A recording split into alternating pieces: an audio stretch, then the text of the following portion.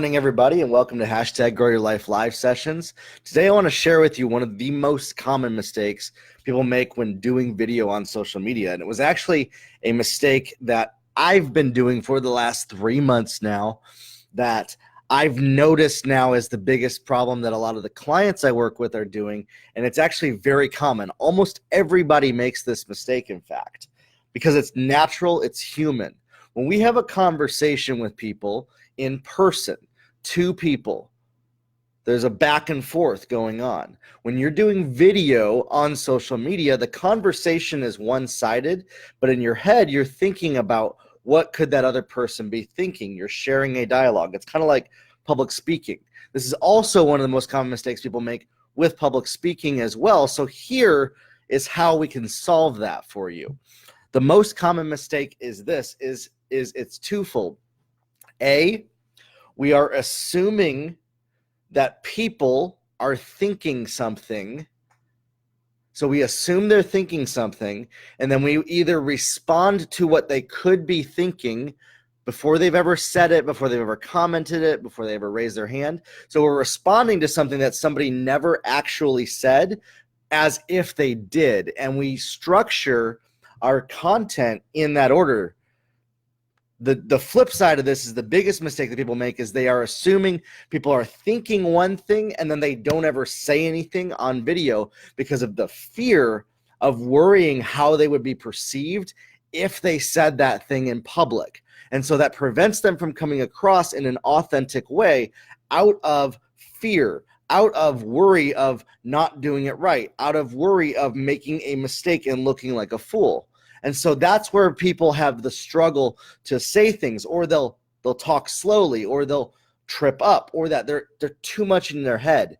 Being in your head is the most common mistake that people make with video, with public speaking, is thinking about what other people could be thinking about them, could be saying, or questions they could have. And then the mistake goes twofold.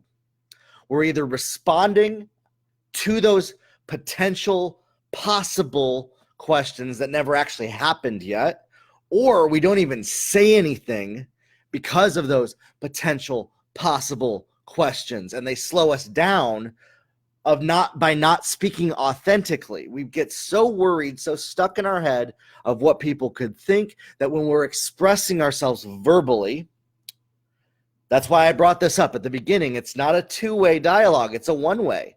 So when you're watching this right now, you're thinking certain thoughts. You're thinking certain things about me sharing this.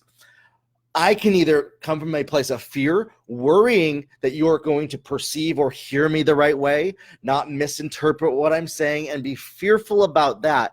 And then that fear then comes across in what I'm saying, and I, in turn, am not authentic. And you'll notice if you go watch my last few months of videos, that's what I was doing.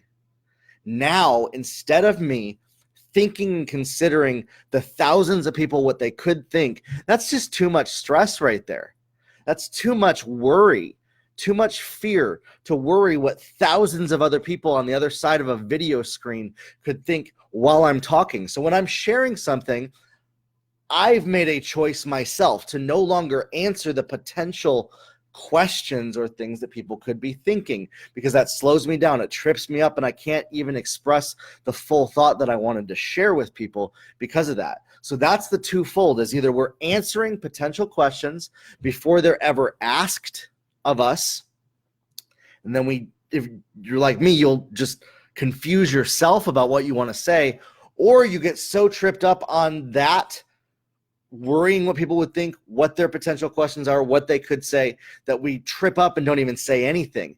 And then we get fearful, and then we don't even make videos because of that. So the number one reason why people don't even get started making video, that's a whole nother topic, is 100% related to fear. It's 100% related to worrying how other people will perceive them, so they don't put themselves out there. The only reason that you're not doing video currently every single day is fear at its core. That's it. So if you can break through that fear, and I have podcasts on that, breaking through fear, breaking through limitations, whatever's holding you back. Those podcasts are on my website, jeremiahkrakowski.com. You can listen to those. But when we worry, we have fear that other people, what they could think, that stops us from even doing video. Now, when you break through the fear, there's a second layer of that. And most people will never know this or experience it until they get past the fear of doing video. So this is specifically for those of you that are doing video, but they're not quite working out the way you want to, is there's still that level of fear. So you broke the fear by pressing record, but now you got fear of, well, what could they think? What are they saying? So now you're embracing those fears and we're head on with it.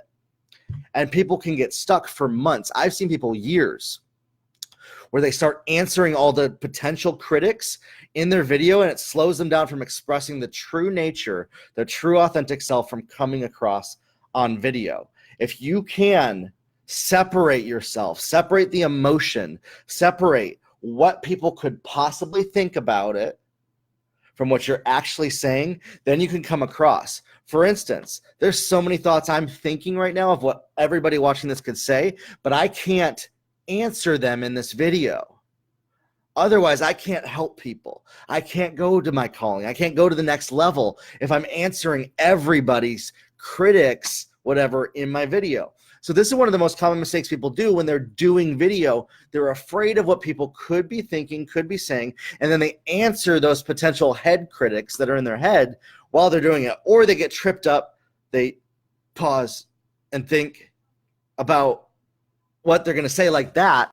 And I've seen that happen, and you've seen me do videos like that as well. I'm sharing this from my own personal testimony and then realizing that this was the place of my own breakthrough, as I was so afraid of what people's potential questions could be that I was answering them in my videos and not coming across authentic. And then check this out. This is hurting your social media.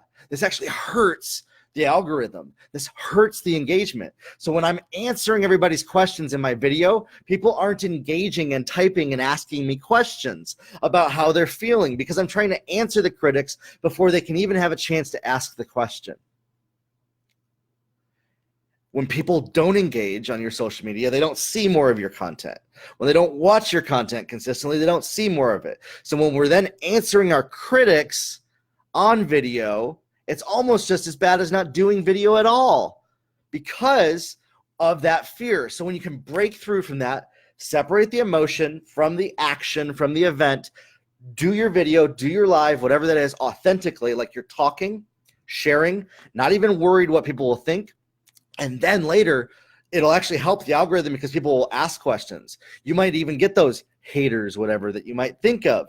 Instead of trying to answer the haters in your video, be prepared to have some, like, an answer in the comments, or if they're just really stupid, just delete the comment, because I've seen some of those too. You don't want to answer a fool either if they're asking you stupid questions either. Just let them go. But if somebody's really genuinely like wondering, asking a question, by answering them ahead of time, you're not giving them the opportunity to learn and grow, and you're actually hurting the algorithm. So in this, that's one of the most common mistakes people make with doing video. The first one is they don't do video. Okay. So, but once you do video, answering all the critics, worrying about them, and then pausing, structuring, being so worried about what they could think, then hurts the algorithm and prevents you from coming across authentically. So if you can come across authentically and actually engage questions with people in the comments, it makes you go 10 times further with the same work and effort. And I realized that I was doing this myself, all my videos. I was actually not helping anybody by doing it, and I was hurting my results, my efforts, and now I've seen an immediate shift in my engagement, in my comments, just by changing this one thing. So I want to encourage you right here, take this to heart. Be vulnerable. It's scary. There's a scary place you might have to step into. You have to embrace the fact that you may say something that people will disagree with. The people that get the most engagement and go further on social media are the ones that are on the edges of controversy, quote unquote, or people's opinions, because they're confident and authentic and solid in what they believe in and aren't defending themselves every time they talk. So if you can apply this, you will see results. Grow your life, everybody, and have a good one. We'll talk soon.